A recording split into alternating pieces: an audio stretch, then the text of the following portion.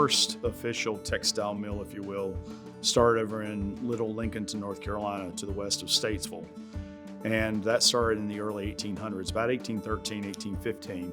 And then gradually these mills grew across the state of North Carolina, whether it was upholstery, curtains, socks, tablecloths, things like blue jeans. I mean, you name it, everything that we do in our society is textile related.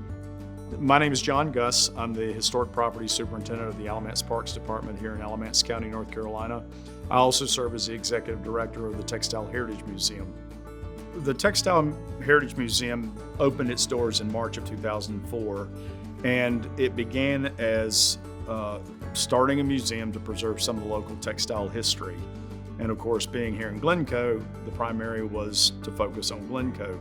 We have close to 50 mills represented here at the museum as far as our collection goes.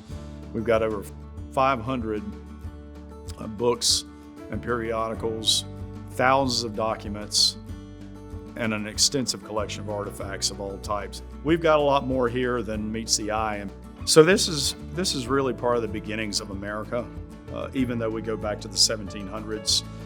You know, after we had the American Civil War ending in 1865, we decided, let's start working together. Let's go and build our communities. And so it's important because, well, not only the products that were produced, but it built our civilization, if you will, in America. I think moving forward, what we have to remember and what we have to be appreciative of, we have to be proud as North Carolinians. I mean, every state, their citizens are proud of what they've achieved to help build this country. But I think as North Carolinians, we can be extremely proud of what we've contributed to the textile industry and continue to contribute.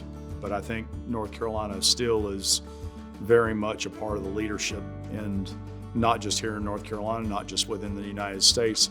All these companies are continuously working worldwide with other countries to help bring the jobs and help continue the jobs that are going on here in North Carolina. So it's been a huge part of our past, it's been a huge part of our present, and it's going to be a huge part of our future.